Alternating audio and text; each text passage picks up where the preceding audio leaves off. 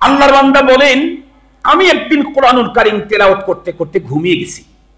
ঘুমের ঘরে স্বপ্নের ভিতরে দেখি মহানবী সাল্লাল্লাহু আলাইহি ওয়াসাল্লামের আগমন ঘটে গেছে। আল্লাহু আকবার। কে আসছেন? মহানবী সাল্লাল্লাহু আলাইহি ওয়াসাল্লাম এসে আমার কাছে এসে বলতেছে, এই অমুক কারি, তুমি তো সব সময় কোরআন তেলাওয়াত করো, আর তোমার কণ্ঠে মধুর তিলাওয়াত অত্যন্ত মজাদার, তুমি একটু আমার দিকে আগে আসো। তুমি যে ঠোঁটগুলো দিয়ে আল্লাহর কোরআনের তেলাওয়াত করো, আমি তোমার ঠোঁট দুটোকে একটু চুমু খেতে চাই। আমি অত্যন্ত আনন্দিত, পুলকিত, এবং আপনাদের জন্য দিল থেকে দোয়া করছি, দোয়া করব ইনশাআল্লাহ। যারা তাদের কর্মময় জীবনের ফাঁকে ফাঁকে হলেও কোরআনুল কারীমের মতো মহাগ্রন্থ যারা তাদের সিনায় ধারণ করার জন্য এত উদ্গ্রীব, আল্লাহ পাক তাদের দুনিয়া এবং আখিরাতের মঙ্গল দান করুক। আমরা প্রত্যেকেই জানি কোরআনুল কারীম এটি হচ্ছে আসমানি গ্রন্থ। এটাও জানি আল্লাহ পাক এই পৃথিবীতে তার পক্ষ থেকে শুধু কোরআনকেই নাজিল করেন নাই, এছাড়া আরো 103খানা কিতাব নাজিল করেছেন। সকল কিতাবের মধ্যে সবচেয়ে শ্রেষ্ঠ এবং দামি কিতাব হচ্ছে কোরআন। হাদিসে পাকের মধ্যে রাসূল করিম সাল্লাল্লাহু আলাইহি ওয়াসাল্লাম ইরশাদ করেন, তাবাররাক বিল কোরআন ফাইন্নাহু কালামুল্লাহ ওয়া খারাজ আনহু। তোমরা কোরআনের মাধ্যমে বরকত হাসিল করো, কারণ কোরআন আল্লাহ পাকের নিজের কথা, আল্লাহ থেকে বেরিয়ে এসেছে। এটা অনেক দাম। এই যে আমি যখন রুম থেকে বের হয়ে আসতেছি বয়ান করার জন্য, তখনও একজন গ্লাসের ভিতরে পানি নিয়ে গেছে, হুজুর আমার ভগ্নিপতি অসুস্থ, একটু ঝেড়ে দেন, ফুয়ায় দেন। তো আমি কোরআনুল কারীমের 2-3টা সূরা মুখ দিয়ে পড়ে এরপরে ফু দিয়েছি। কোরআনে পাকের সূরা আমার এই জবান তেলাওয়াত করার কারণেই যদি ফুয়ের ভিতরে পাওয়ার আর বরকত তৈরি হয়, এ কোরআন আল্লাহ পাকের জবান থেকে বের হয়ে আসছে, এর ভিতরে কি পরিমাণে বরকত।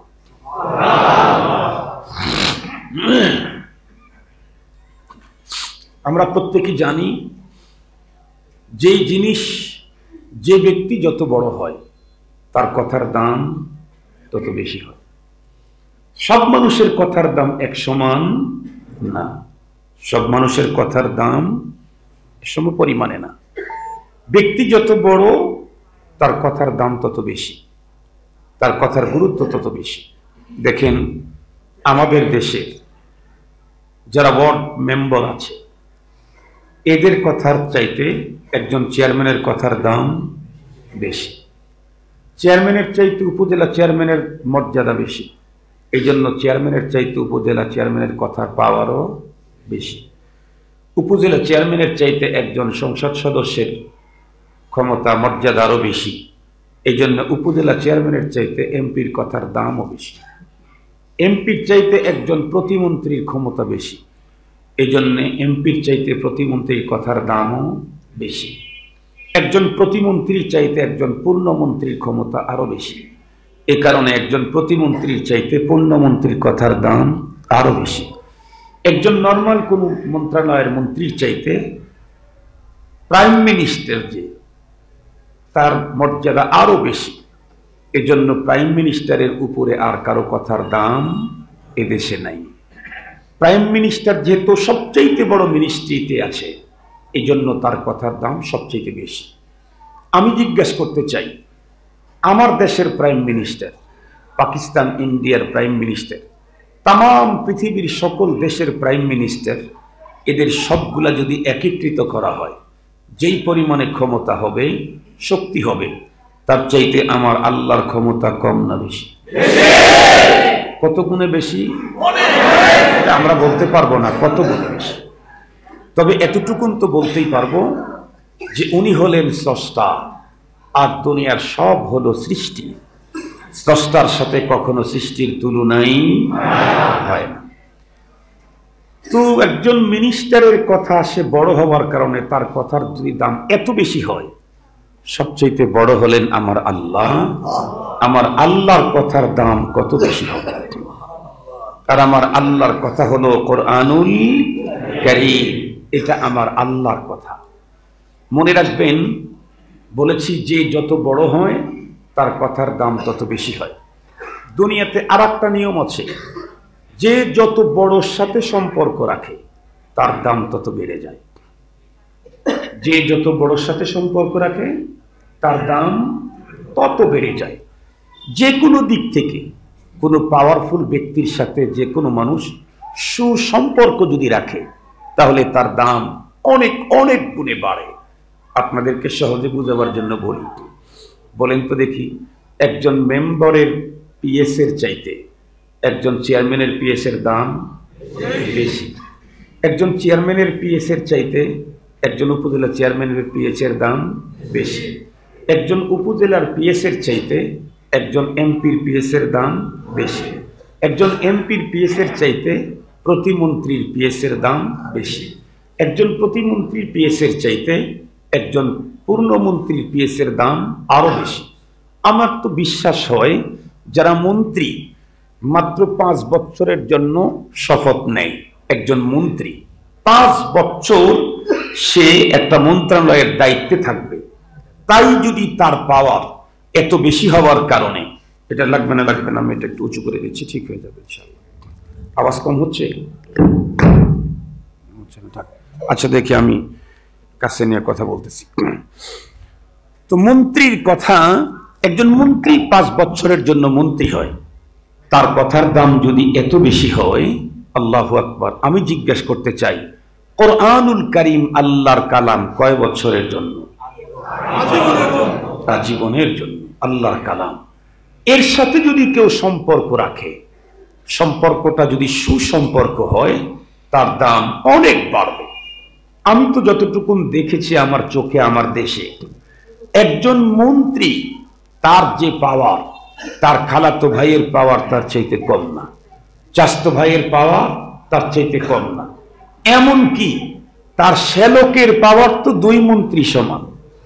কারণ দুলাভাই এক মন্ত্রী, বোন আর এক মন্ত্রী। কথা বলেন না কেন? আল্লাহর ঘরের ভিতরে মিথ্যা কথা তো বলা যাবে না, কোথাও বলা যাবে না, আল্লাহর ঘরে তো আরো বলা যাবে।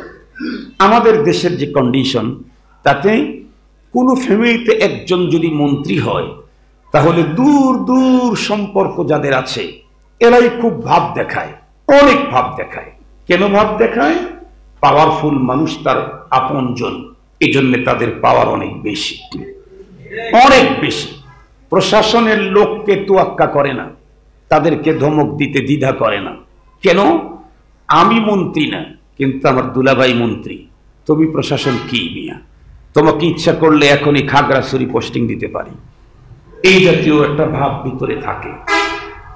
তো আপনারা বলেন, একজন মন্ত্রী 5 বছরের জন্য মন্ত্রী, মন্ত্রণালয়ের দায়িত্ব যখন চলে যায় তখন তার পিছনে মাসি ঘুরতেও দেখা যায় না, মাসি ঘুরতেও দেখা যায় না। মাত্র 5 বছরের জন্য পাওয়া, তাই তার সাথে যত মানুষের সম্পর্ক, মন্ত্রীর একজন ড্রাইভার তার পাওয়ার অনেক বেশি। মন্ত্রীর বাসার সিকিউরিটি গার্ডের দায়িত্বে নিয়োজিত একজন গার্ড, আমার তো মনে হয় তার পাওয়ারও থানা লেভেলের কোনো সরকার দলীয় নেতার চাইতেও বেশি, গার্ডের পাওয়ার। কেন? সে যদি অনুমতি সুযোগ তৈরি করে না দেয়, এই নেতা তো মন্ত্রীর সাথে দেখা করার সুযোগই তৈরি হবে না, এই জন্য ওরও পাওয়ার বেশি। তাহলে দুনিয়াতে পাওয়ারফুল জিনিসের সাথে সম্পর্ক রাখতে পারলে তার পাওয়ার বেড়ে যায়, এটা বাস্তবতা। শুধু আমার দেশে না, তামাম পৃথিবীর একই নিয়ম। মুহতারাম হাজরিন, তাহলে কোরআন যেহেতু সবচাইতে পাওয়ারফুল আল্লাহ পাকের কাছ থেকে বের হয়ে আসছে, সুতরাং এর সাথে যদি আমরা সুসম্পর্ক রাখতে পারি, তাহলে আমাদের পাওয়ার, ক্ষমতা, মর্যাদা বাড়বে না কমবে? কি পরিমাণে বাড়ে আমি আপনাদেরকে একটু ফেহেরিস্ত অল্প সময়ের জন্য একটু বুঝাবার জন্য চেষ্টা করব। আপনারা ইনশাআল্লাহ গভীর চিত্তে কথাগুলি শ্রবণ করবেন। বর্তমান পৃথিবীর মধ্যে আমার জানা মতে আল্লাহর কোরআনে পাকের সাথে সবচেয়ে বেশি সম্পর্ক রাখে হলো উলামায়ে কেরাম। কারা বলেন? উলামায়ে কেরাম। বর্তমান পৃথিবীতে আল্লাহর কোরআনের সাথে গভীর সম্পর্ক কাদের? যারা আল্লাহর কোরআন পড়ে অন্যকে পড়ায়, যারা আল্লাহর কোরআন নিজে বুঝে অন্যকে বুঝায়, যারা কোরআনের জীবন গড়ে পৃথিবীর মানুষকে কোরআনের জীবন গড়ার আহ্বান করে। তাতে যদি কোনো অবস্থান তৈরি হয়, কোনো আঘাত আসতে থাকে, কোনো প্রতিরোধের মুখে যদি পড়তে হয়, এরপরেও কখনো পিছপা হয় না। এই জাতীয় মানুষগুলি আমার জানা মতে আজকের পৃথিবীতে আল্লাহর কোরআনের সাথে সবচেয়ে গভীর সম্পর্ক স্থাপনকারী। যে নিজে কোরআন পড়ে অন্যকে পড়ায়, যে নিজে কোরআন বুঝে অন্যকে বুঝায়, যে নিজে কোরআনের জীবন গড়ে পুরা জাতিকে কোরআনের জীবন গড়ার আহ্বান করতেই থাকে। অনুকূল প্রতিকূল সব অবস্থাতেই আমার জানা মতে এই লোকটা হলো আজকের পৃথিবীর কোরআনের সাথে সবচেয়ে সুইটেবল সম্পর্ক স্থাপনকারী। এই লোকটার মর্যাদা কেমন?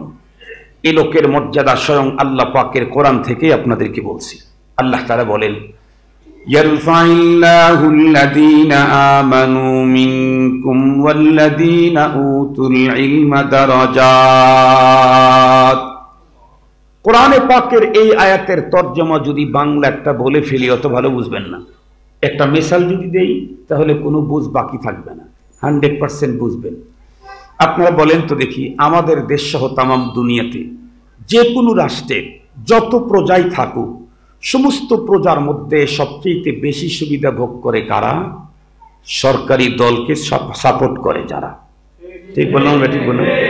শুধু আমার দেশে না, তামাম পৃথিবীতেই যে কোনো দেশে যে কোনো মুহূর্তে পাওয়ার পার্টিকে যারা সাপোর্ট করে অন্যদের তুলনায় তাদের মর্যাদা বেশি, তাদের সুবিধা বেশি, তাদের একটু কি বলে ফ্যাসিলিটি বেশি। আমাদের দেশেও দেখবেন যারা পাওয়ার পার্টির লোক, এরা যদি রাস্তায় যায় রাস্তা ক্লিয়ার, এরা যদি অফিসে যায় অফিস একদম ক্লিয়ার, এরা যদি কখনো থানায় কেস দিতে যায় তাহলে কেসটা সাথে সাথে গ্রহণ করা হয়। কিন্তু যদি বিরোধী দল করে তাহলে রাস্তায় দাঁড়াইতেই দেওয়া হয় না, তাহলে কেস দিতে গেলে কেস কেউ গ্রহণ করতে চায় না। যেহেতু পাওয়ার পার্টি, তার সরকারের যারা আমলা কর্মকর্তা কর্মচারী থাকে তাদের তো দায়িত্ব হলো সরকারের পক্ষের লোকদেরকে সাপোর্ট করবে, বিরোধীদেরকে কেন সাপোর্ট করবে? এই জন্য দুনিয়াতেও দেখা যায় বিরোধী যারা, তাদের তুলনায় যারা পাওয়ার পার্টিকে সাপোর্ট করে এদের মর্যাদা, এদের ফ্যাসিলিটি সব জায়গায় বেশি। কিন্তু পাওয়ার পার্টিকে সাপোর্ট করলে অনেক মর্যাদা, অনেক ফ্যাসিলিটি পাওয়া যায়। তাই বলে পাওয়ার পার্টির প্রতিটি সাপোর্টারের জন্য সরকার কোনো সিকিউরিটি গার্ডের ব্যবস্থা করে না। ঠিক বললাম না? ঠিক বললাম? সরকার সিকিউরিটি গার্ডের ব্যবস্থা করে কাদের জন্য? নিরাপত্তার কয়েক স্তরের বলয় গ্রহণ করে কাদের জন্য? যারা সরকারের নর্মাল কোনো সমর্থক না শুধু, বরং সরকারের কাছে ভিআইপি যারা, তাদের জন্য। এই ভিআইপি গুলি যদি কোনো জায়গায় যায় আগে এবং পরে সিকিউরিটির ব্যবস্থা করা হয়, প্রশাসনের লোক থাকে, এদের কয়েক প্রকারের নিরাপত্তা দেওয়া হয় এবং এই ভিআইপি পার্সন সরকারের কাছে কোনো আবেদন নিবেদন করলে সরকার সেটা মানতে বাধ্য হয় এবং সেটাকে মেনে নেয়। খুব ভালো করে মনে রাখবেন, আল্লাহ পাকের কোরআন আল্লাহ পাক বলেন, ইয়ারফাইল্লাহুল্লাযীনা আমানু মিনকুম। এই পৃথিবীতে যত মানুষ আছে এর মধ্যে আমি আল্লাহ পাকের কাছে সবচেয়ে বেশি ফ্যাসিলিটি পাবে যারা আমার উপরে ঈমান এনে আমাকে যারা সাপোর্ট করে। কাকে সাপোর্ট করে? আল্লাহকে যারা সাপোর্ট করে, যারা মহান রবকে সাপোর্ট করে, যারা আমার উপরে ঈমান আনে, অন্যদের তুলনায় এদের ফ্যাসিলিটি বেশি। কি ফ্যাসিলিটি? অন্য মানুষ যদি 10 টাকা আল্লাহর রাস্তায় দান করে তাহলে হিন্দু, বৌদ্ধ, চারাল, মগ এই 10 টাকার বিনিময়ে আল্লাহ পাক ওকে দুনিয়াতেই পরিশোধ করে দেবে। কিন্তু ঈমানদার যদি 10 টাকা আল্লাহর রাস্তায় দান করে তাহলে দুনিয়াতে তো 10 টাকাকে 700 গুণ পর্যন্ত বাড়ায়া এর মর্যাদা দেবে, মরণের পরে আল্লাহ পাক আরো গুণে বাড়ায়া তাকে দান করবে। 2 টাইম পাবে, 2 সময় পাবে, 2 সময় দুনিয়াতেও পাবে, আখিরাতেও পাবে। আরো অনেক ফ্যাসিলিটি বলতে গেলে লম্বা টাইম লেগে যাবে। মুহতারাম হাজিরিন, কিন্তু মনে রাখবেন আল্লাহ পাক কি বলেন, তোমরা যারা ঈমানদার তারা তো আমাকে সাপোর্ট করেছো, আমি সবচেয়ে ক্ষমতার অধিকারী, এজন্য তোমাদের জন্য অন্যদের তুলনায় ফ্যাসিলিটি বেশি। তবে মনে রেখো, তোমাদের ভিতরে আমার কাছে কিছু ভিআইপি পার্সন আছে। সব ঈমানদাররা আল্লাহ পাকের কাছে ভিআইপি পার্সন না। ভিআইপি পার্সন কারা? আল্লাহ বলেন ওয়াল্লাযীনা উতুল ইলমা, যাদেরকে কোরআনের ইলম দেওয়া হয়েছে, যারা উলামা, যারা তলাবা, আল্লাহ পাক বলেন এরা হলো আমার কাছে ভিআইপি পার্সন। ভিআইপি পার্সন কোন এলাকায় যেতে থাকলে বলেন তো দেখি, সামনে পুলিশ বাঁশি দিয়ে দিয়ে রাস্তা ক্লিন করে নেওয়া যায় না? যায় না? এই ভিআইপি পার্সন আল্লাহ পাকের কাছে ভিআইপি পার্সন যারা, এরা কোন জায়গাতে যেতে থাকলে আল্লাহ পাক নূরের তৈরি ফেরেশতাদেরকে পাঠায়া তাদের পরের সংবর্ধনা জমিনের ভিতরে বিছায়া পরের সংবর্ধনা দিয়ে দিয়ে তাদেরকে নিয়ে যান। খুব ভালো করে বুঝবেন। শুধু তাই না, এই ভিআইপি পার্সন গুলি পরপারে আল্লাহর আদালতে যখন দাঁড়াবেন, ইয়াশফাউ ইয়াউমাল কিয়ামাতি আল আম্বিয়া ওয়াল উলামা সুম্মা শুহাদা আও কামা ক্বালা আলাইহিস সালাতু ওয়াস সালাম, কিয়ামতের দিন নবীগণ সুপারিশ করবেন, উলামায়ে কেরাম সুপারিশ করবেন, এরপরে শহীদরাও সুপারিশ করবেন। শহীদদের সুপারিশের সিরিয়াল নাম্বার 3, আলেমদের সুপারিশের সিরিয়াল নাম্বার 2। নাম্বার 1 সুপারিশ করবেন আম্বিয়ায়ে কেরাম, সেকেন্ড নম্বরে সুপারিশ করবেন উলামায়ে কেরাম, 3 নম্বরে সুপারিশ করবে শুহাদা। শুহাদার চাইতে উলামার মর্যাদা বাড়লো কেন? কারণ শুহাদারা শহীদ বটে, নায়েবে নবী না, উলামায়ে কেরাম নায়েবে নবী। এখানে চেয়ার বসায় কিভাবে? সভাপতি, সহসভাপতি, এরপরে সেক্রেটারি, সহ সেক্রেটারি, এভাবে চেয়ার সাজানো থাকে না? এভাবে থাকে। নায়েবে নবী, নবীর পরেই পৃথিবীতে যাদের মর্যাদা তারা হলো নায়েবে নবী, উলামায়ে কেরাম। এদের মর্যাদা আল্লাহ পাকের কাছে এই পরিমাণ, ময়দানে মাহশরে উলামায়ে কেরাম আল্লাহ পাকের কাছে কোনো আবেদন নিবেদন জমা দিলে আল্লাহ পাক রব্বুল আলামিন সে আবেদনকে অবশ্যই গ্রহণ করে নেবেন। আর একজন মানুষ কোরআনে পাকের সাথে এতটা সম্পর্ক রাখতে পারে নাই, তার সম্পর্কটা এর চাইতে একটু নিম্নমানের। কেমন? বলে কোরআন সে নিজেই বুঝে না, অন্যকে বুঝানোর প্রশ্নই আসে না, কিন্তু সে কোরআনের সাথে এত সম্পর্ক, এত মুহাব্বত গড়াইছে যে সে কোরআনকে মুহাব্বত করতে করতে কোরআনই এখন তাকে মুহাব্বত করা শুরু করে দিয়েছে। সে কোরআনকে মুহাব্বত করতে করতে কোরআনই এখন তাকে মুহাব্বত করা শুরু করে দিয়েছে।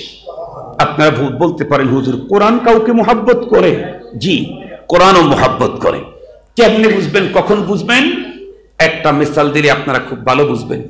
মনে করেন আমার বাড়ি সিরাজগঞ্জ, প্রকৃতই আমার বাড়ি সিরাজগঞ্জ, আমি আপনাদের জিনজিরার এখানে কোনো এক টার্নিং পয়েন্টে একটা কাজ করতেছি, সপ্তাহে 2 দিন আমি এখানে আসি। তো এখানেই কোনো এক টার্নিং পয়েন্টের ছোট্ট একটা চা স্টল, ওখানে বসে চাটা পান টান এগুলি খাই। ধরে নেন 1 দিন, 2 দিন, 3 দিন, 5 দিন, 1 মাস, 2 মাস পর্যন্ত একই দোকানে সপ্তাহে 2 দিন করে মাত্র 10 মিনিট করে সময় দিয়ে ওই দোকান থেকে পান টান খেলে বলুন তো দেখি দোকানদারের সাথে একটা হৃদ্যতা গড়বে কিনা? গড়বে।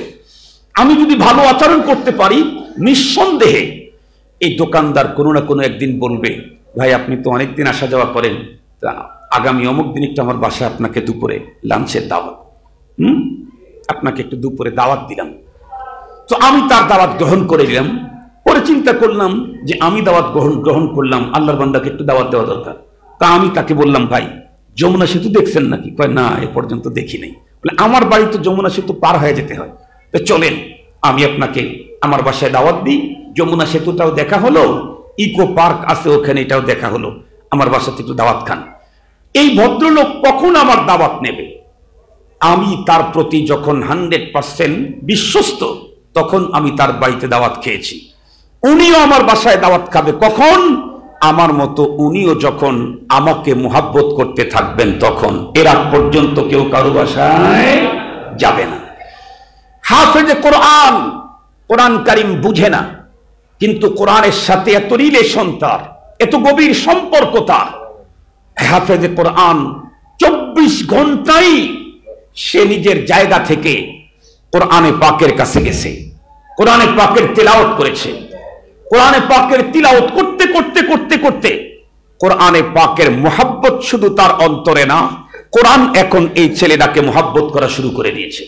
তার মানে কোরআন এখন তার নিজের বাড়িতে নাই, কোরআন নিজেই এখন ওই ছেলেটার হৃদয় আর মস্তিষ্কে জায়গা করে নিয়েছে। সুবহানাল্লাহ। এখন আগে তো কোরআন পড়তে ওকে কোরআনের কাছে যাওয়া লাগতো, এখন কোরআন পড়তে ওকে কোরআনের কাছে যাওয়া লাগে না। কোরআন ওর হৃদয়ে বাড়ি বানিয়ে ফেলেছে। এখন মুখস্থ বিসমিল্লাহর বা থেকে সূরা নাসের সিন পর্যন্ত মুখস্থই পড়তে পারে, কোরআনের ওই মাসহাফের কাছে যেতে হয় না। কোরআন তার বাড়িতেই অন্তরে বাড়ি বানিয়ে নিয়েছে। এই যে এতটুকু সম্পর্কের কারণে এর মর্যাদা কি পরিমাণে বাড়লো! আল্লাহু আকবার। قال رسول الله صلى الله عليه وسلم من قرأ القرآن فاستظهره فأحل حلاله وحرم حراما أدخله الله الجنة وشفعه في 10 من أهل بيته كلهم قد وجبت له النار। নবী আলাইহিস সালামের হাদিস বললাম, অন্য কারো তথ্য বলা দরকার নেই। নবীজি কি বললেন? যেই ছেলেটি বা মেয়েটি, যেই মানুষটি আল্লাহর কোরআনকে মুহাব্বত করতে করতে কোরআন তাকে মুহাব্বত করে ফেলেছে, তার মানে কোরআন তার সিনায় জায়গা করে ফেলেছে, হাফেজে কোরআন হয়ে গেছে। বলে এই ছেলে অথবা মেয়েটি শুধু একটা কন্ডিশন যদি সে বজায় রাখতে পারে, সেটা হলো তার পরবর্তী লাইফ স্টাইল কোরআনী পদ্ধতিতে যদি কাটাইতে পারে, নবীজি বলেন ওর মর্যাদা এই পরিমাণে বাড়লো, ও তো আল্লাহর জান্নাতে যাবেই। ওর গোষ্ঠীর ভিতরে, ফ্যামিলির মধ্যে 10 জন লোকের অপরাধের কারণে জাহান্নামের ওয়ার্ডার হয়ে গেছে, এইরকম কমপক্ষে 10 জনকে সুপারিশ করে আল্লাহ পাকের জান্নাতের মালিকানা দেওয়ার পাওয়ার তাকে দেওয়া হয়। আমাদের দেশে যারা এমপি হয়, অ্যাসেম্বলি যখন চলে, তখন তারা ইচ্ছা করলে অনেককেই টিকিট দিয়ে সংসদের ভিতরে ঢুকানোর অধিকার রাখে। কিন্তু তারা কি সংসদে যারা ঢুকে তারা কি সংসদ সদস্য হয়ে যায় না দর্শনার্থী? কথা বলেন না কেন? তারা হলো দর্শনার্থী, তারা সংসদ সদস্য না। একজন সংসদ সদস্য আর একজনকে সংসদ সদস্য কেমনে বানাবে? প্রাইম মিনিস্টারেরও গণতান্ত্রিক পদ্ধতি যেই দেশে আছে, সে দেশের কোনো প্রাইম মিনিস্টারের ক্ষমতা নাই কাউকে সংসদ সদস্য বানানো। সংসদ সদস্য বানানোর ক্ষমতা হলো জনগণের। একজন এমপি 5 বছরের জন্য সদস্য পদ পেলেও তার আপন ভাইকেও সদস্য পদ দেওয়ার অধিকার রাখে না, ঢুকাইলে দর্শনার্থী হিসাবে ঢুকানোর অধিকার। কিন্তু একজন হাফেজে কোরআন আল্লাহ পাকের জান্নাতের সদস্য পদ তো পেয়ে যায়, সাথে সাথে তার আপন জনের মিনিমাম 10 জনকে জান্নাতের সদস্য পদ দেওয়ার ক্ষমতা তার হাতে দেওয়া হয়। তাহলে বলুন, মেম্বার অফ পার্লামেন্টের চাইতে একজন হাফেজে কোরআনের মর্যাদা কত কত কত কত গুণে বেশি। আর একজন মুসলমান, সে কোরআনের সাথে এতটাও সম্পর্ক রাখতে পারে নাই, মানে কোরআনকে মুখস্থ করতে পারে নাই, কোরআন দেখে পড়তে পারে। এখন দেখে পড়লে তো 3 প্রকারের পড়া। কোরআন শরীফের তেলাওয়াত কয় প্রকার? 3 প্রকার। একটা হলো শুদ্ধ, আর একটা হলো অশুদ্ধ, আর একটা হলো বিশুদ্ধ। কয়টা বললাম?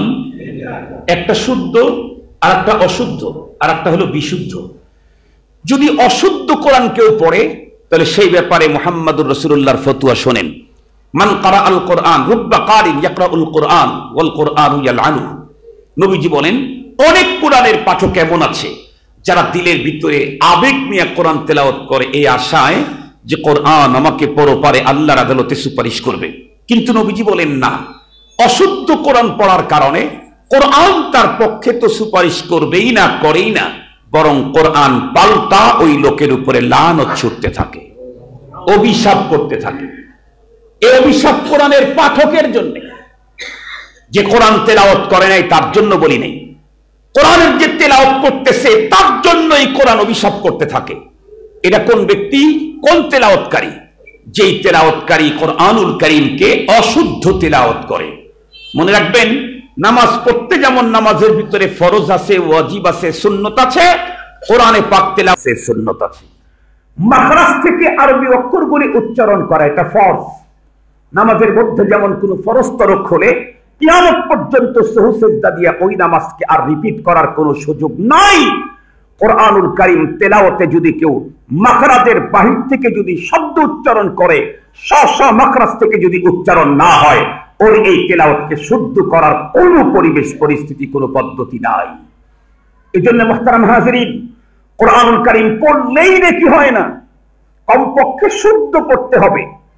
অশুদ্ধ পড়লে কোরআন আমার বিরুদ্ধে লানত করতে থাকবে, আল্লাহর কাছে লানতের আবেদন করবে।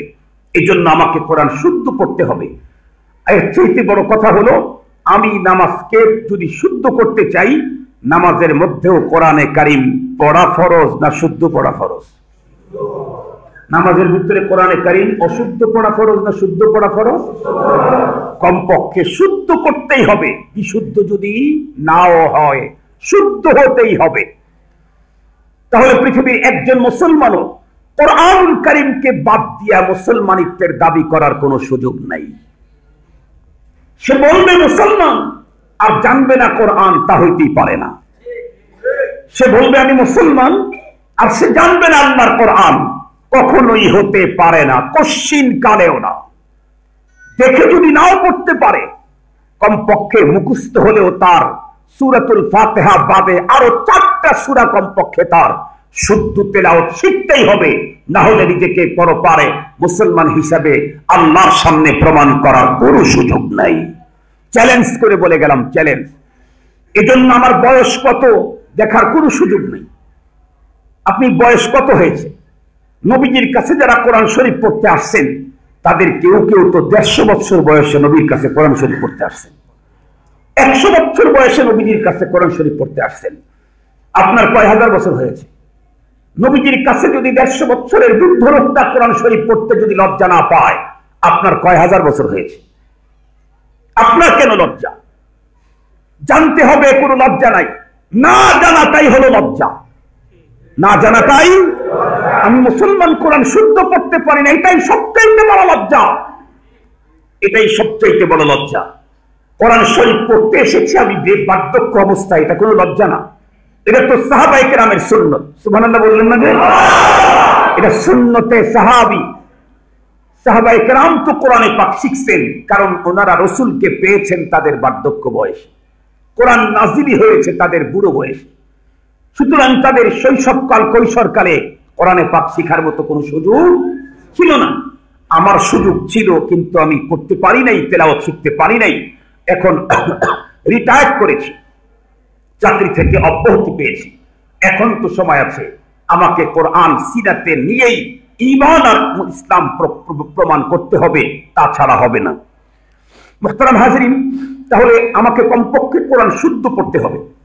কেউ যদি কোরআনুল কারীমকে শুদ্ধ পড়ে অথবা বিশুদ্ধ পড়ে, মুখস্থ করে নাই কিন্তু কোরআনকে সে বিশুদ্ধ পড়ে, ওর দাম কি পরিমাণে বাড়ে? আল্লাহু আকবার। আপনারা শুনলে অবাক হবেন, বিশুদ্ধ কোরআন তেলাওয়াতকারীর দাম আল্লাহ পাকের কাছে কি পরিমাণ। আপনারা হয়তো জানবেন অথবা জানবেন না, আমাদের মাসনা মাসাইলের ব্যাপারে যেমন 4 জন ইমাম আছে না মাযহাবে, কোরআন শরীফের তেলাওয়াতের ব্যাপারেও ইমাম আছে, এবং এক ইমাম না। কোরআন তেলাওয়াত এক রকমের না, কোরআন তেলাওয়াত 7 রকমের পড়া যায়, 7 রকমের পড়া যায়। 14 কেরাতও আছে, 7 দুগুণে 14 কেরাতও আছে। খুব ভালো করে মনে রাখবেন কথাগুলি। তো যেই সমস্ত আমাদের দেশের যে কারি কোরআন পড়ে, এরকম কারি না, যারা কোরআনের বিধিবিধান প্রণয়ন করেছেন, এই রকমের কারি। আমরা একজন কারির কেরাত পড়ি। আমরা ফিকহের ব্যাপারে মাযহাব মানে ইমামে আবু হানিফা রাহমাতুল্লাহি আলাইহির, আর কোরআন তেলাওয়াতের ব্যাপারে কেরাত মানে হলো কেরাতে হাফস, হযরতে হাফস ওনার কেরাত আমরা পড়ি। পৃথিবীর অন্য দেশে অন্য ইমামকে মানে অন্য কারির কেরাত পড়ে। যেমন তার মধ্যে একজন কারি ছিলেন হযরতে, পুরোদিন কোথাও সুখী নেই, পৃথিবীর কোন সেন্ট আতর কোম্পানি এই জাতীয় সেন্ট আবিষ্কার করতে পারে নাই। হুজুর আমি জানতে চাই বিষয়টা কি। এই কথা বলার পরে হুজুর তখন চোখের পানি ছেড়ে দিয়ে কেঁদে বললেন, বাবা এই কথাটা তো আমি বলি নাই কাউকে, আমি বলবো না। উনি বললেন, হুজুর আমি তো আপনার খেদমত করেছি, আপনি আমাকে অনেক মহব্বত করেন, একটু যদি বলতেন। আল্লাহর বান্দা তখন মুস্কি হাসি দেয়া উত্তর করলেন, আরে বাবা, আমি আল্লাহ পাকের কোরআনকে তেলাওয়াত করি এবং তেলাওয়াত করাই হলো আমার জীবনের নেশা। কারণ নেশা টিভি দেখা, কারণ নেশা চা খাওয়া, কারণ নেশা হারাম খাওয়া, কারণ নেশা হালাল খাওয়া, কারণ নেশা রাতের গভীরে মদ খেয়ে পাগল হয়ে রাস্তার ভিতরে পড়ে থাকা, আবার কারণ নেশা তাহাজ্জুদের মুহূর্তে আল্লাহর কুদরতে পায়ে সিজদা দিয়ে চোখের পানিগুলি ঝরায় দেওয়া। ঠিক বললাম না? ঠিক বললাম? এক একজনের এক এক নেশা। এই বুজুর্গ, ওনার নেশা হলো কোরআনে পাকের তিলাওয়াত। উনি আনা আল-লাইলি ওয়ান নাহার, দিবারাত্রি কোরআনে পাকের তিলাওয়াত করেন। আল্লাহর বান্দা বলেন, আমি একদিন কোরআনুল কারীম তেলাওয়াত করতে করতে ঘুমিয়ে গেছি। ঘুমের ঘরে স্বপ্নের ভিতরে দেখি মহানবী সাল্লাল্লাহু আলাইহি ওয়াসাল্লামের আগমন ঘটে গেছে। আল্লাহু আকবার। কে আসছেন? মহানবী সাল্লাল্লাহু আলাইহি ওয়াসাল্লাম এসে আমার কাছে এসে বলতেছে, এই অমুক কারি, তুমি তো সব সময় কোরআন তেলাওয়াত করো আর তোমার কণ্ঠে মধুর তিলাওয়াত অত্যন্ত মজাদার, তুমি একটু আমার দিকে আগে আসো। তুমি যে ঠোঁটগুলো দিয়ে আল্লাহর কোরআনের তেলাওয়াত করো, আমি তোমার ঠোঁট দুটোকে একটু চুমু খেতে চাই। আল্লাহর কুতুব, আল্লাহর সেই বান্দা কারি, উনি তখন বললেন, বাবা, রাত্রে ঘুমের ঘরে স্বপ্নের ভিতরে নবীজি যখন তার জবানে মোবারক আমার দিকে আগায় দিলেন আর তার মুখ দিয়ে যখন আমার ঠোঁটটাকে চুমু খেলেন, ওই মুহূর্তে পয়গম্বরের মুখ থেকে যে মেশক আম্বরের ঘ্রাণ আমার নাকে এসে টাচ করেছিল। এরপর থেকে আমি যখনই উঠি, ঘুমের মধ্যে হোক, ঘুমের পরে হোক, দুপুরে হোক, রাতে হোক, যখনই কোরআন তেলাওয়াত করি, তখন আমার মুখ থেকে পয়গম্বরের মুখের ওই মেশক আম্বরের ঘ্রাণটা বের হতে থাকে। মুহতারাম হাজিরিন, কোন মানুষ যদি কোরআনে পাকের সাথে এমনটি সম্পর্ক রাখে যে কোরআনে পাকের তিলাওয়াত শিখতে শিখতে বিশুদ্ধ কোরআনের তেলাওয়াত করে, রাত্রেও কোরআন পড়ে, দিনেও কোরআন পড়ে, রাস্তা দিয়ে যায় কোরআন পড়ে, যেমন মুহাম্মদুল্লাহ হাফিজ রাহমাতুল্লাহি আলাইহি 24 ঘন্টা যখনই জাগ্রত থাকতেন, তখনই তার ঠোঁট দুটি টপ টপ টপ টপ করে কাতল মাছের মতো নড়তে থাকতো। লোকেরা জিজ্ঞেস করেছিল, হযরত বলেছেন, আমি কোরআনে পাকের তিলাওয়াত করি। এই তিলাওয়াত যখন চলতে থাকবে, তার মর্যাদা এই পরিমাণে বাড়ে, মুহাম্মাদুর রাসূলুল্লাহ পর্যন্ত স্বপ্ন যোগে তার ঠোঁটকে চুমু খেয়ে নেন। এর চাইতে আর বড় মর্যাদা পৃথিবীর মধ্যে কি হতে পারে? আর একজন মুসলমান এতটাও সম্পর্ক রাখতে পারে না এই কোরআনের সাথে, ওর সম্পর্কটা আরো একটু উইক, আরো স্লো, আরো নরমাল। কি বলে? বিশুদ্ধ তেলাওয়াত করতে শিখে নেই, তো শুদ্ধ তেলাওয়াত করে। সুবহানাল্লাহ বললেন না? যে কি তেলাওয়াত করে? দেখে দেখে, না দেখে পড়তে পারে না, দেখে দেখে পড়ে কিন্তু শুদ্ধ পড়ে। আল্লাহু আকবার। এই তেলাওয়াতের কারীর কি পরিমাণে দাম! এটা দাম বলতে গেলে, এক শ্রেণীর লোকের দাম বলতে গেলেই তো 1-2 ঘন্টা পার হয়ে যাবে। আমি এটাও বলতে চাই না, এক টাক করে মাত্র ফজিলতের কথা বলবো। আপনাদেরকে একটা মিসাল দিলে ভালো বুঝবেন। আমাদের দেশে কিছু ক্রিকেট পাগল আছে না? ক্রিকেট পাগলদেরকে চিনেন আপনারা? ক্রিকেট পাগল হলো তারা, রাত্রি 3টার সময় যদি ক্রিকেট খেলা শুরু হয়, এটাও মিস করে না যারা, এরা হলো ক্রিকেট পাগল। রমজান মাসে যদি ক্রিকেট খেলা শুরু হয়, সেহরির সময় সেহরি মিস করে, কিন্তু ক্রিকেট খেলা মিস করে না, এরা হলো ক্রিকেট পাগল। আর এমনিতেই ক্রিকেট দেখে, এটা পাগল না, এটা দর্শক, নর্মাল দর্শক। ক্রিকেট পাগল যারা, এদেরকে দেখবেন যত রাত্রি হোক, যেখানে এলাকায় 2 দিন বিদ্যুৎ থাকবে না, কোথায় বলে অমুক জায়গায় জেনারেটর আছে, ওরা সেখানেই যাবে রাত 3টায়। আমার দেশের মুসলিম তরুণ তরুণীরা ক্রিকেটের জন্য যেমন পাগল, তার চাইতে বড় পাগল নূরের তৈরি ফেরেশতারা আল্লাহর কোরআনের তেলাওয়াত শোনার জন্য। দেখবেন না ক্রিকেট পাগলেরা ক্রিকেট খেলা শুরু হওয়ার 5 মিনিট আগে কে জায়গা দখল করবে। আর এখন তো মনিটর অনেক বড়, কথা বলেন না কেন? মনিটর অনেক, এরপরে আবার পর্দা লাগায় আরো বড়।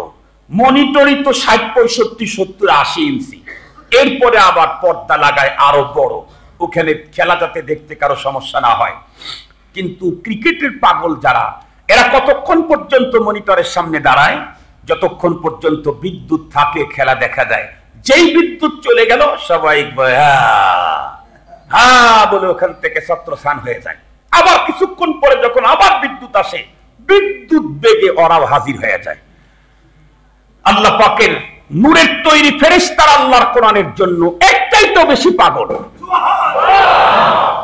আপনারা শুনলে অবাক হবেন, পয়গম্বরের এক সাহাবী, নবী ইসলামের এক সাহাবী, তার ঘর অনেকগুলা না, আমাদের যেমন থাকার ঘর, রেস্ট রুম, অফিস রুম, তারপরে আরো কত কত গেস্ট রুম, রেস্ট রুম, আরো কত রুম আছে না, এই বুজুর্গের অত রুম নাই, একটা মাত্র ঘর।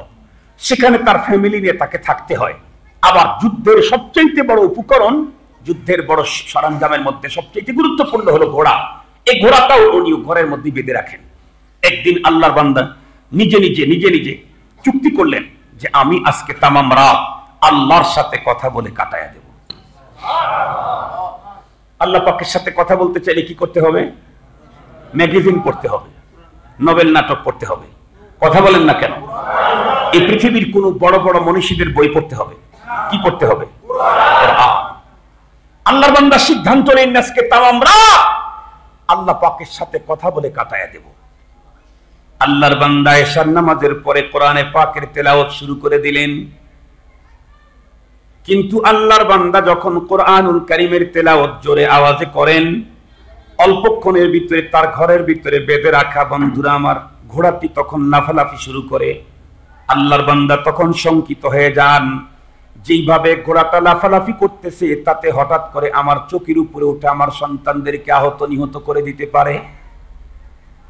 এই জন্য আল্লাহর বান্দা সঙ্গে সঙ্গে কোরআন তেলাওয়াত বন্ধ করে দেন।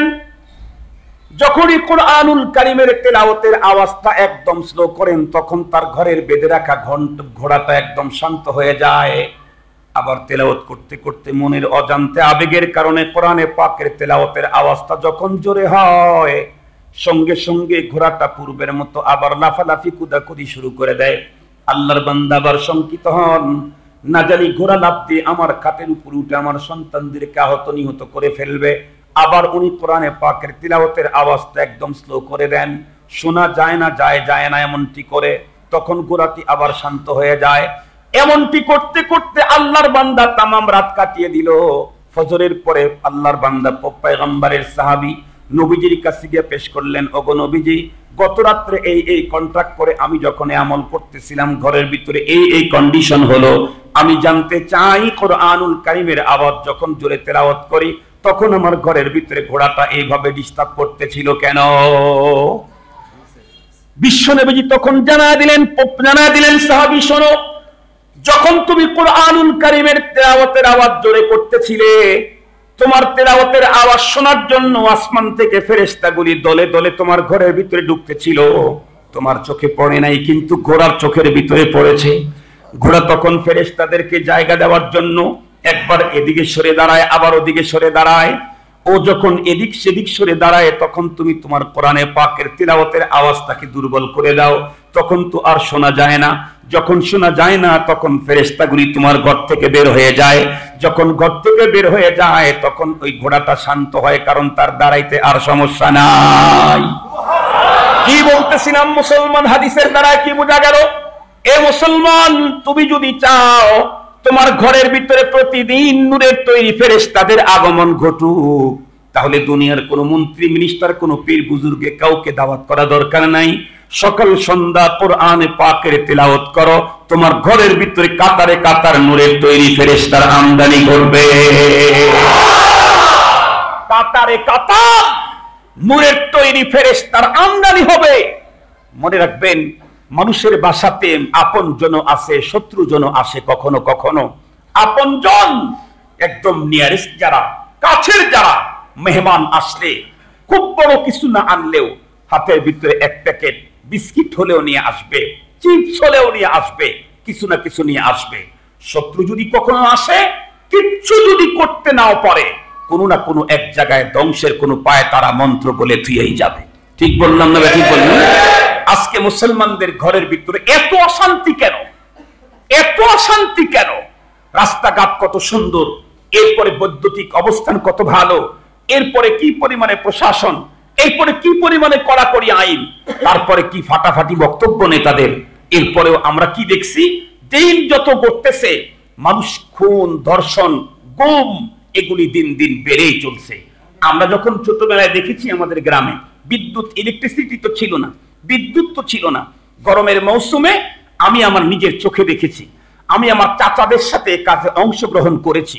সেটা হলো খুব বেশি গরম, গরমের মৌসুম, ইলেকট্রিসিটি নাই। মেয়েরা করতো কি, ঘরের ভিতরে শুয়ে পড়তো। ঘরের বাইরের কোনো বাউন্ডারি ওয়াল ছিল না। ঘর একটা ওখানে আর একটা ওখানে, চতুর্দিক দিয়ে বাড়ির ভিতরে ঢোকা যেত। এই অবস্থা ছিল ম্যাক্সিমাম লোকের বাসাতে। ঘর একটা ওইখানে, একটা ওখানে, একটা ওখানে, এদিক দিয়ে ঢোকে, ওদিক দিয়ে ঢোকা যায়, ওদিক দিয়ে ঢোকা যায়, এদিক দিয়ে তো পুরা গাড়ি ঢুকবে। এরপরেও মহিলারা ঘরের দরজা খুলে, জানালা খুলে, এক্সেস কাপড়গুলি শরীর থেকে খুলে তারা ঘুমায় পড়তো ঘরের ভিতরে। কেউ কোনোদিন অ্যাসিড নিক্ষেপ করতে যায় নাই। পুরুষদেরকে দেখেছি, পুরুষ বাড়ির বাহিরে, বাহির বাড়িতে ওপেন খোলা আকাশের নিচে এমনিতে পাটি বিছায়া শুয়ে আছে। একজন মানুষও তাদেরকে হত্যা করতে যায় নাই। আর এখন কি, বাড়ি তৈরির আগে বাউন্ডারি ওয়াল, এরপরে সদর গেট, এরপরে ছোট গেট, বড় গেট, এরপরে কেসি গেট, এরপরে এসি গেট, এরপরে আবার নিজের ঘরের রুমের দরজা বন্ধ তো বন্ধ, অটোলক। এরপরে ঘরের নিজের বেডরুমের ভিতরে খুন হয়ে থাকে। আমার দেশের প্রশাসন খুনের কোনো খুঁজে বের করতে পারে না। এতগুলি গেট, তারপরে ঘরের ভিতরে খুন হয় কেন? এতগুলি গেট, এত নিরাপত্তা, এত সিকিউরিটি, তাহলে কেন? তখন তো কোনো গেট ছিল না, তখন তো বাইরে মানুষ খোলা আকাশে ঘুমাইতো। কেন খুন হয় নাই? প্রযুক্তি দিয়ে কখনো শান্তি প্রতিষ্ঠা হবে না, প্রযুক্তি দিয়ে কখনো শান্তি প্রতিষ্ঠা হবে না। ঘরে শান্তি প্রতিষ্ঠা করতে চাইলে শান্তির বাণী কোরআনের তেলাওয়াত চালায় যেতে হবে। শান্তির বার্তাই তো নিয়ে এসেছে কোরআন।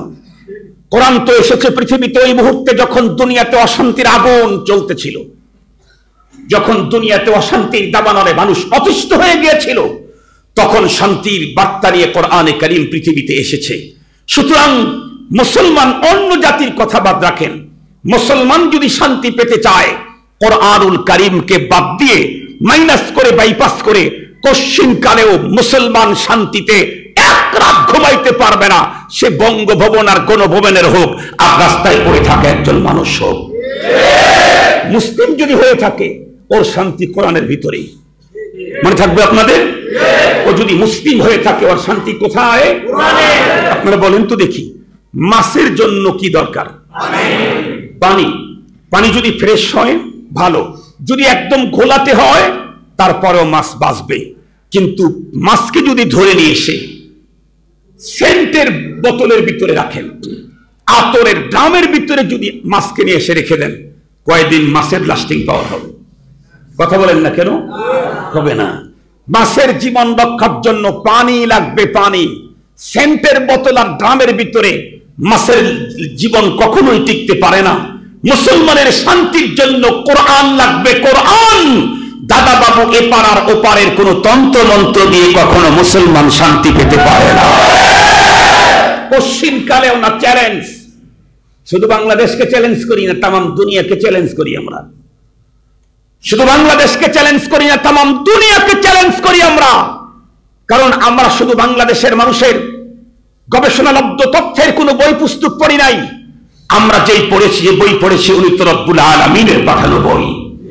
উনি যেহেতু রব্বুল আলামিন, আমাদের চ্যালেঞ্জ তো পুরো আলমের উপরে চ্যালেঞ্জ, পুরো জগতের উপরে চ্যালেঞ্জ। মুহতারাম হাজিরিন, আবারও একটু শুরু করেন। ওই সময় ওই রকম ছিল কেন, আজকে অবস্থা কেন?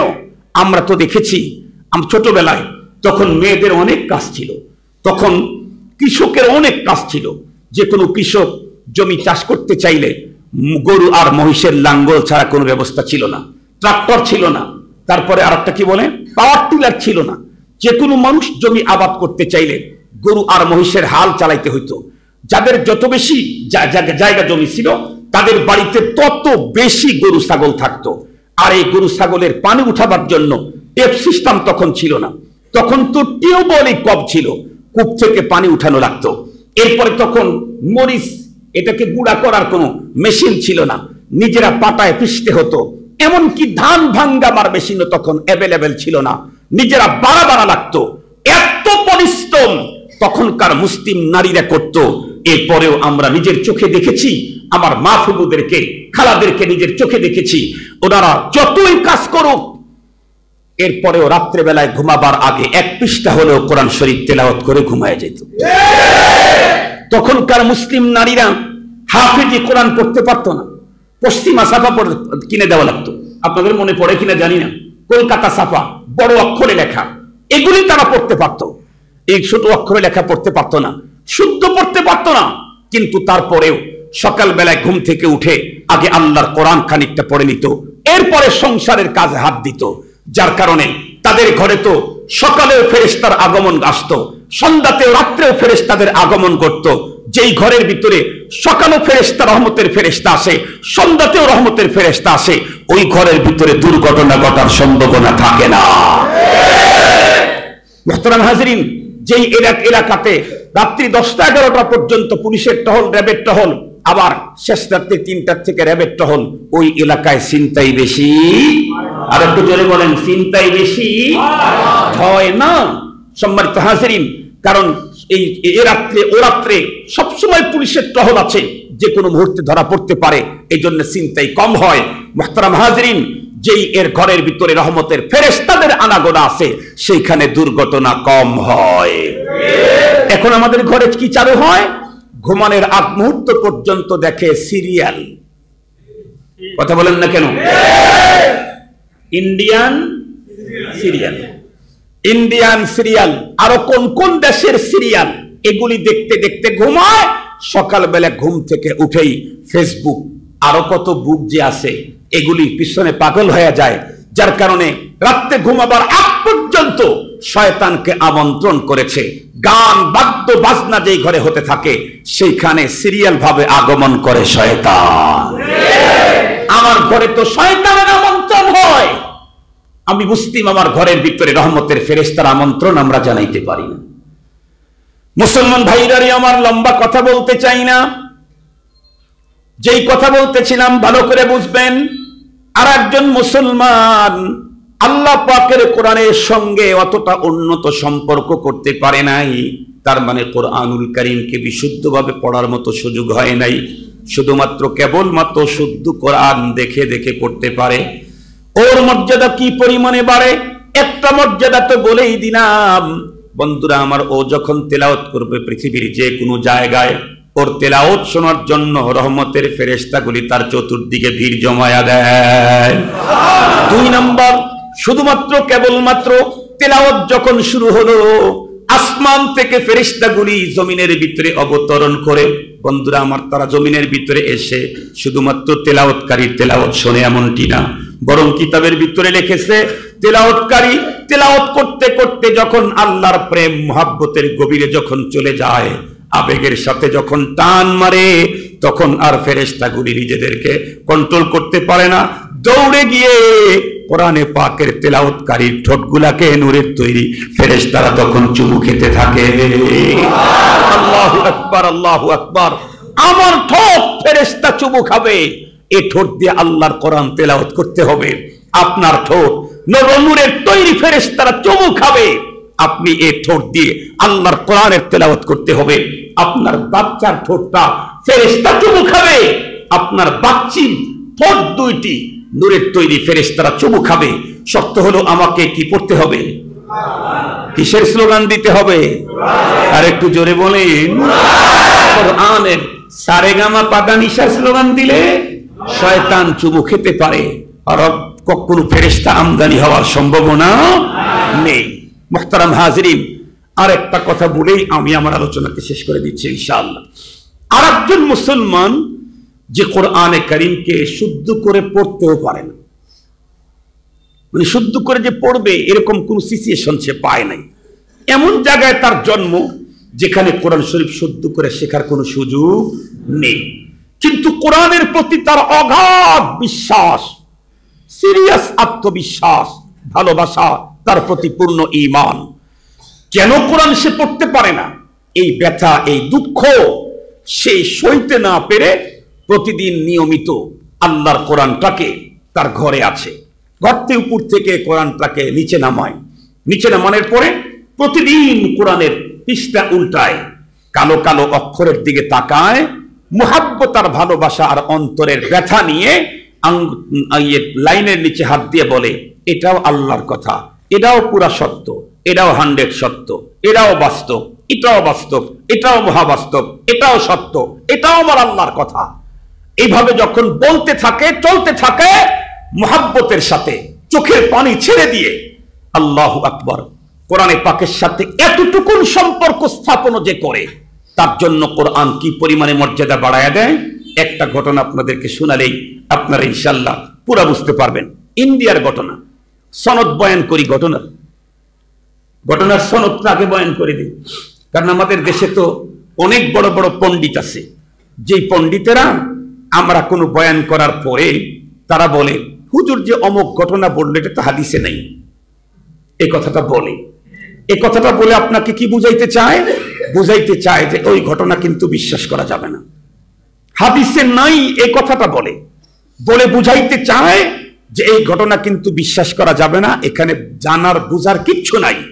আসলে এরা হলো কি বলবো, এরা হলো এ জাতির মুসলিম জাতির এক বড় ধরনের কলঙ্ক এরা। কারণ খুব ভালো করে বুঝবেন, আমি সহজে আপনাদেরকে বলতে চাই, বাংলাদেশে মুক্তিযুদ্ধ হয়েছে, কথাটা সত্য না মিথ্যা? জোরে বলেন, এটা কোন হাদিসে আছে? কথা বলেন। ভারতবর্ষ ব্রিটিশ শাসন করেছে প্রায় 200 বছর, ব্রিটিশ শাসন করেছে। এই ইংরেজদেরকে ভারতবর্ষ থেকে খেদানো হয়েছে, স্বাধীনতার যুদ্ধ হয়েছে, সেখানে কত মানুষ মারা গেছে, এটা কোন হাদিসে আছে? হাদিসে না থাকলে সেটা মিথ্যা? হাদিসে না থাকলে সেটা মিথ্যা? কখনোই না। হাদিসে নাই, কোটি কোটি ঘটনা আছে সত্য, হাদিসে নাই। কেন? এই কথাটা হাদিসে থাকতে চাইলে ঘটনাটা তো 1500 বছর আগে হইতে হবে। আর 1500 বছর আগের যত ঘটনা ছিল সবই কি পয়গম্বর বলবেন? সবই কি সাহাবীরা বলবেন? না, সবগুলো তো সাহাবীরা বলেন নাই। যেটা প্রয়োজন হয়েছে সেটা বলেছেন নবীজি, যেটা বলেছেন নবীজি, যেটা সমর্থন করেছেন নবীজি, যেটা করেছেন এটা হলো হাদিস। সাহাবায়ে কেরাম যেটা করেছেন, সাহাবায়ে কেরাম যেটা বলেছেন এটাও হাদিস। নবীজি লোক চলে গেছে, সাহাবী চলে গেছে, হাদিসের যুগ। কথা বলেন না কেন? কিয়ামত পর্যন্ত সত্য ঘটনা কোটি কোটি প্রতিদিন দুনিয়াতে ঘটবে, এবং এই ঘটনা থেকে আমাদেরকে নসিহত অর্জন করতে হবে। ফাতাবিরু ইয়া উলিল আবসার। এজন্য যারা এই কথা বলবে যে এটা কিন্তু হাদিসে নাই, এটা শুনে আপনারা একদম বিচলিত হয়ে যায়েন না, এটা হাদিসে নাই, তাহলে তুই কথা শুনে লাভ কি? হাদিসে নাই কিন্তু সত্য ঘটনা, হাদিসে নাই কিন্তু কি ঘটনা? সত্য ঘটনা। এখান থেকে আমাকে নসিহত অর্জন করতে হবে। পৃথিবী আগ পর্যন্ত, কিয়ামতের আগ পর্যন্ত পৃথিবীতে এরকম হাজারো সত্য ঘটনা আল্লাহ পাক ঘটায়া দিবেন, এখান থেকে পরবর্তী মানুষ যাতে নসিহত অর্জন করতে পারে। এজন্য আমি সনদ বয়ান করতেছি। আমি এই ঘটনা ডাইরেক্ট শুনেছি আওলাদ রাসূল শাহ সৈয়দ আসাদ মাদানী রহমাতুল্লাহি আলাইহির জবান থেকে। আমি ডাইরেক্ট নিজের কানে শুনেছি। আমি তখন ছোট ছিলাম। আমার আব্বার প্রতিষ্ঠিত সিরাজগঞ্জের এক বড় মাদ্রাসা, জামিয়া নিজামিয়া দারুল উলুম বেতুয়া মাদ্রাসা, ওইখানে আওলাদ রসুলকে একবার আনা হয়েছিল। আমার গ্রামের মানুষ আওলাদ রসুল এই ঘোষণা যখন শুনছে, মানুষ পঙ্গপালের মতো ছুটে আসছে মাদ্রাসার দিকে। হুজুর সম্ভবত মাগরিবের পরে বয়ান করতেছিলেন। হুজুর অনেক বেশি বাংলাদেশে আসতেন, উনি এজন্য কিছু বাংলা বলতে পারতেন, ওনার ভাষা উর্দু। উনি একটা ঘটনা বলছিলেন কোরআনে পাকের আজমতের উপরে, সেই ঘটনাটা আমি আপনাদের কাছে শোনাই দিই। উনি বলেন, হিন্দুস্তানের ভিতরে একটা গ্রাম ছিল, ওই গ্রামটা প্রসিদ্ধ ছিল মূর্খের গ্রাম বলে। কিসের গ্রাম? মূর্খের গ্রাম। তার মানে ওই গ্রামে একটা লোক শিক্ষিত ছিল না, কি ইংরেজি শিক্ষিত কি আলেম, কোন শিক্ষায় শিক্ষিত লোকই ওই গ্রামে ছিল না। আগে কিন্তু সারা গ্রামে মানুষ থাকতো 100-150, মানুষ জন্মিত কম, মরতো কম। আমি নিজেই তো দেখেছি, ও আমাদের গ্রামে আমার মনে হয় 10 বছরও একজন মরে নাই। একদম ছোট গ্রাম তো, মানুষ কম, যদি 10 বছরে একটা দুটো করে মরতে থাকে তাহলে তো শেষই হয়ে যাবে। মানুষ তখন জন্মিত কম, মরতেও কম। এখন সেকেন্ডে ডজন ডজন জন্মে তো 1.5 ডজন করে আবার মরেও। জন্ম যেমন বাড়ছে, মৃত্যু তেমন বাড়ছে। তো ওই সময়ের কথা, যেই সময় একটা গ্রামে 100-150 মানুষের বাস হতো, ওই গ্রামে মানুষজন মরেও না, তাদেরও তো শিক্ষা দীক্ষার দরকার হয়ও না। হঠাৎ করে একদিন ওই গ্রামের এক মানুষ মারা গেলে এখন কি করবে? এখন তো শিক্ষিত লোক লাগবেই, ব্যারিস্টার জজ না হলেও চলবে, তবে কোরআন শরীফ পড়বে একজন হুজুর লাগবেই। রাত্রের বেলায় তারা অনুসন্ধানের জন্য বের করে দিল আশেপাশের গ্রামে, দেখো তো কোথাও হুজুর পাওয়া যায় নাকি। তো আশেপাশের গ্রামে তারা সারা রাত খুঁজে খুঁজে আসছে, আশেপাশের গ্রামে শিক্ষিত দুই একজন পাওয়া যায় কিন্তু হুজুর পাওয়া যায় না। দেখতে দেখতে, আগে তো সিস্টেম ছিল ভিন্ন, একটা গ্রাম না এক এলাকায় একজন মানুষ মরলে তার প্রভাব পুরা এলাকার উপরে শোকের ছায়া পড়ত।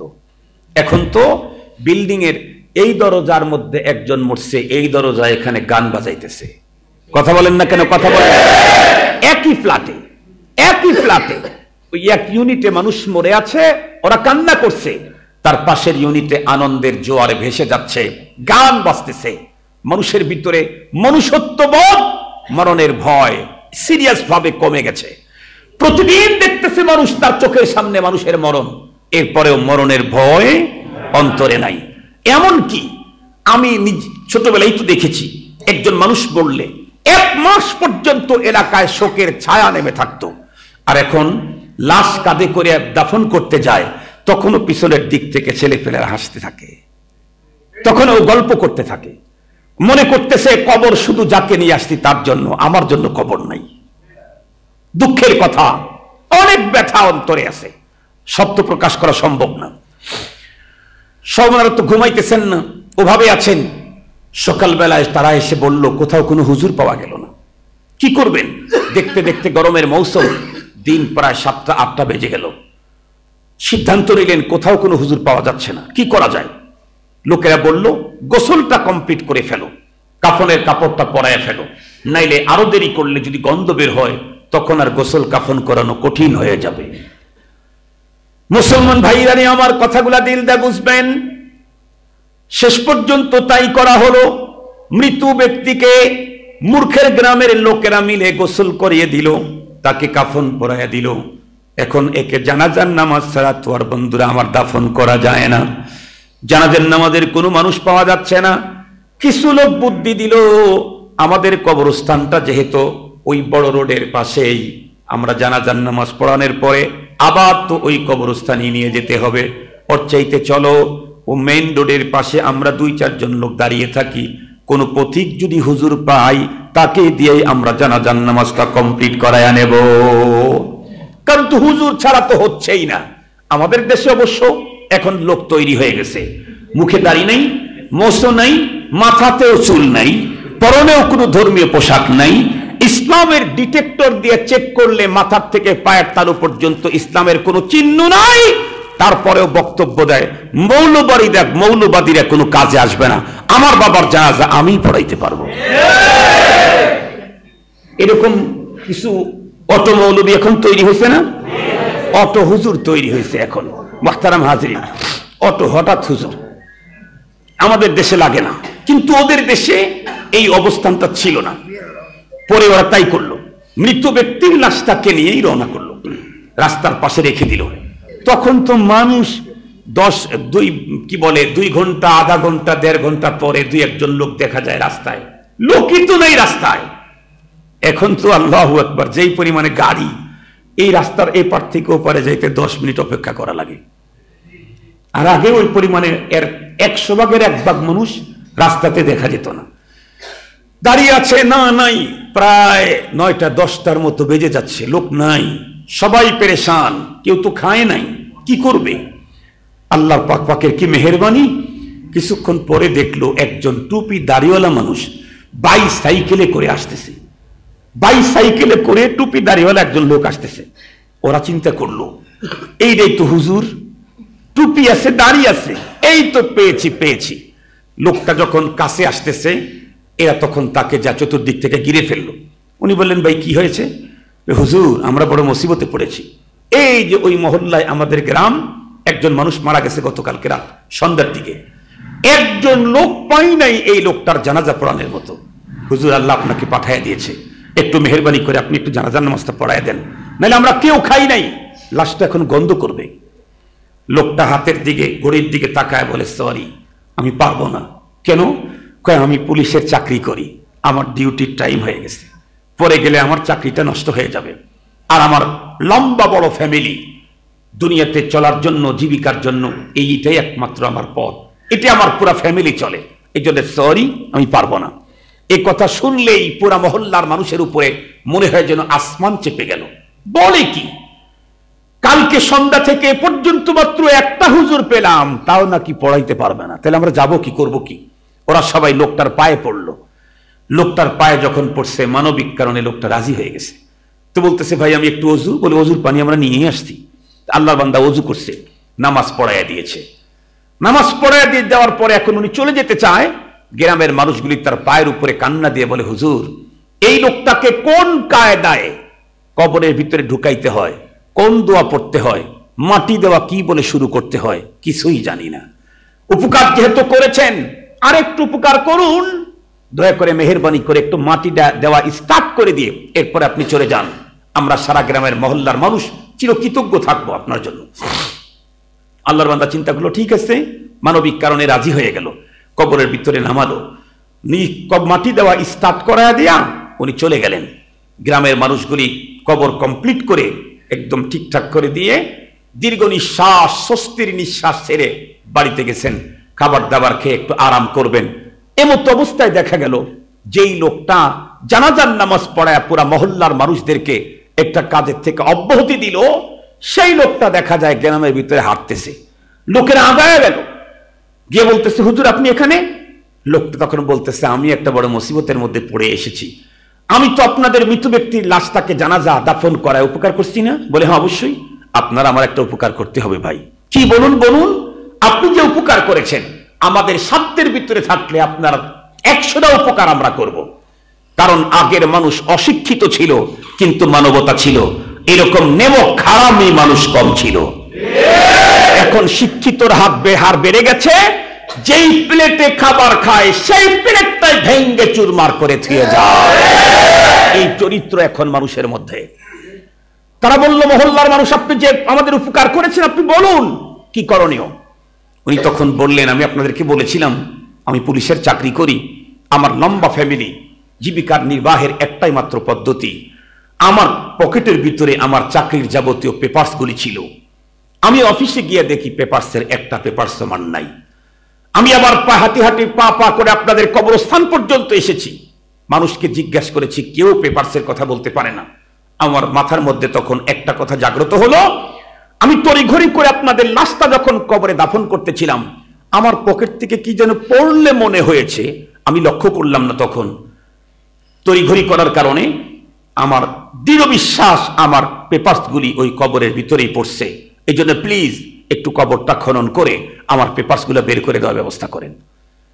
মহল্লার মানুষ অশিক্ষিত, তখন তো আর পোস্টমর্টমের সিস্টেম ছিল না, এই জন্য তারা অবাক হয়ে গেল, যেই মানুষটাকে আল্লাহর কাছে ছুপে দিয়েছি সেই কবর খনন করব, কি হবে তাহলে? আল্লাহর বান্দা উত্তর করলেন, বিশেষ কোনো প্রয়োজন হলে কবর খনন করতে কোনো শরীয়তে বাধা নেই, আর মাত্র 1-1.5 ঘন্টা আগে আমরা কবরস্থ করেছি, লাশটা এখনো ফলে নাই, ফাটে নাই, খুলতে কোনো নিষেধ নাই। লোকেরা বলল শরীয়তে নিষেধটা থাকলে আমাদের কোনো আপিল নাই, চলেন তাহলে। বলুন তো দেখি, পূর্বে যেই পরিমাণে মানুষ ছিল এখন কি মানুষ তার চাইতে কম হবে না বেশি হবে? একদম পুরাটা ফুলফিল মানুষ। আল্লাহর বান্দা উপর থেকে দোয়া দরুদ পড়তেছে আর ওদেরকে দিক নির্দেশনা দিচ্ছে, মাটিগুলি সরাইছে। মাটিগুলি সরানোর পর যখন উপর থেকে চাটাইটা মাত্র টান দিয়েছে, আল্লাহু আকবার, কোথা থেকে যেন এক বিশাল অস্বাভাবিক এক মেশকো আম্বরের ঘ্রাণ ফাট করে বের হয়ে গেছে। মানুষ অবাক, ওখানে যত মানুষ চতুর্দিকে দাঁড়ানো ছিল প্রত্যেকের নাকে নাকে মেশকো আম্বরের ঘ্রাণ, মানুষের উপচে পড়া ভিড় তখন কবরের দিকে। আল্লাহর বান্দা যেহেতু পুলিশের সোর্স, এ কারণেই তার তো নিয়ন্ত্রণের পদ্ধতি জানা আছে, যাতে কবরটা ভেঙ্গে না পড়ে শক্ত হাতে কঠোর হস্তে দমন করলেন। এরপরে উনি বললেন বিসমিল্লাহ বলে মাথার দিক থেকে তোমরা এই বাঁশগুলি সরাইতে থাকো। মাথার দিক থেকে যখন মাত্র কয়েকটা বাঁশ সরানো হলো, আল্লাহু আকবার, এ কি আজীব কাইফিয়ত! মাত্র 1.5 ঘন্টা আগে যেই মানুষটাকে আমরা নরমাল মাটির কবরে কবরস্থ করে গেলাম, 1.5 ঘন্টা পরে বিশেষ কোনো প্রয়োজনের কারণে কবরটা খুলতেই দেখা গেল तमाम कबरটা ফুলে ভরপুর হয়ে আছে। এমন মজার সুন্দর ফুল, যেই জাতীয় ফুল জীবনেও কোনোদিন কোনো মানুষের চোখে পড়ে নাই। আল্লাহ পাক রব্বুল আলামিন তো তার পয়গম্বরকে দিয়ে আগেই জানায় দিয়েছেন, আ'আদতু লিইবাদিয়াস সালিহিনা মা লা আইনুন রাত ওয়ালা উযুনুন সামিআত ওয়ালা খাতারা আলা কলবি বাশার। এক পর্যায়ে যখন বন্ধুরা আমার অল্প কয়েকটা বাস যখন সরানো হলো, দেখা গেল মৃত ব্যক্তির লাশটা এখন আর দেখা যায় না। পুরা লাশের উপরে উন্নত মানের ফুল দিয়ে সুন্দর করে ডেকোরেশন করা হয়েছে। মুসলমান ভাইরা রে আমার, আল্লাহ দিকে ফুলের উপরে তার যাবতীয় কাগজগুলি সুন্দর করে রাখা আছে। উনি বললেন, দ্রুত গতিতে কাগজটা আমার হাতে দাও। কাগজটা তার হাতে দিলে উনি বললেন, আর 1 সেকেন্ড দেরি করো না, কবরটাকে পূর্বের মতো করে দাও। কবরটাকে আবার পূর্বের মতো করে দেওয়া হলো। এখন এই পুলিশ বন্ধুরা আমার, পুলিশের অন্তরের ভিতরে দুনিয়ার আর চিন্তা চেতনা নাই, আখিরাতের চিন্তা ঢুকে গেল। উনি চিন্তা করলেন, আমাকেও তো একদিন এই কবরে যেতে হবে, আমার কবরটাও যেন মাটি দেওয়ার পরে যেন ফুল আর জান্নাতি ডেকোরেশন হয়। এ আল্লাহর বান্দা কোন আমল করেছে, সে আমলটা আমার জীবনেও দরকার, যাতে আমাকে মাটি দিয়ে চলে যেতে দেরি হবে, কিন্তু আল্লাহ পাক রব্বুল আলামিন আমার কবরটাকে জান্নাতি ডেকোরেশন করতে দেরি করবে না। উনি চলে গেলেন। ওনার বাসায় যাওয়ার পরে জানতে পারলেন, এ আল্লাহর বান্দার কোনো ছেলে নাই, স্ত্রী নাই, শুধুমাত্র একটাই মেয়ে। সারা জীবন মেয়েকে বিয়ে দিয়ে নিজের বাড়িতেই রেখেছে। মেয়ের কাছে গিয়া যখন উনি জিজ্ঞাসা করলেন, মা তোমার বাবা কোন আমল করতো, যে আমলের কারণে আমি নিজ হাতে তোমার বাবাকে নরমাল কবরের মাটিতে শোয়া দিলাম, 1-1.5 ঘন্টা পরে বিশেষ প্রয়োজনে কবর খনন করার দরকার হলে দেখতে পেলাম আল্লাহ পাক তোমার বাবার কবরটাকে জান্নাতি ডেকোরেশন করেছে। কোন আমল করেছে মা, ওটা আমার জানা দরকার, বলো। মেয়েটি তখন কান্না ভেজা কণ্ঠে উত্তর দিল, আঙ্কেল কি আর বলবো, আপনি তো জানেন আমার আব্বা মূর্খের গ্রামের একজন বাসিন্দা, উনিও মূর্খ ছিলেন। তবে একটা কথা আমার মনে পড়ে আঙ্কেল, কি, আমাদের ঘরের মধ্যে উঁচু জায়গায় একটা তক্তার উপরে একটা মোটা বই আছে, আমরা জানি না ওই বইটা কিসের, আমরা কখনো ওই বই টাচ লাগাই নাই। আব্বা জান কৃষক মানুষ ছিলেন, প্রতিদিন সকাল থেকে সন্ধ্যা পর্যন্ত মাঠে ঘাটে কাজ করতেন। বিকেল বেলায় এসে হাত পা সুন্দর করে পুকুর থেকে পরিষ্কার করে এসে ওই কাপড় দিয়ে পেছানো বইটা নিচে নামাইতেন। নামায় প্রথমে বুকে ধরতেন, এরপরে মুখে ধরতেন, চুমু খেতেন, কপালে লাগাইতেন, এরপরে বইটা খুলে প্রতিটি লাইনের নিচে হাত দিয়ে বলতেন, ये भी सच कहा, ये भी सच कहा, ये भी सच कहा, ये भी मेरा मौला का फरमान, ये भी मेरा मौला का फरमान। এটাও আমার আল্লাহর কথা, এটাও মহাসত্য, এটাও মহাসত্য, এটাও মহাসত্য। প্রতিটা লাইনের নিচে হাত দিয়ে দিয়ে এটা বলতেন 4-5 পৃষ্ঠা পর্যন্ত। প্রতিদিনের আমল তার ছিল এটা। আল্লাহর বান্দা পুলিশ, উনি বলেন যে আমি পরে জিজ্ঞাসা করলাম, মা বইটা কি পাঠায় দেওয়া যায়? বলে ঠিক আছে। বইটা যখন পাঠায় দিয়েছে, বইটা খোলার পরে উনি দেখতেছেন এই বই তো পৃথিবীর কোন মানুষের রচনা না, এটা মহান আল্লাহ পাকের কালাম।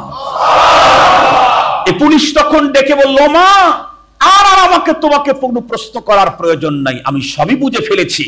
তোমার আব্বা এমন এক গ্রামের বাসিন্দা ছিল, যেই গ্রামে থেকে আল্লাহর কোরআন শিখার কোনো ব্যবস্থাই ছিল না, কিন্তু সে কেন কোরআন শরীফ পড়তে পারলো না, কেন শিখতে পারলো না,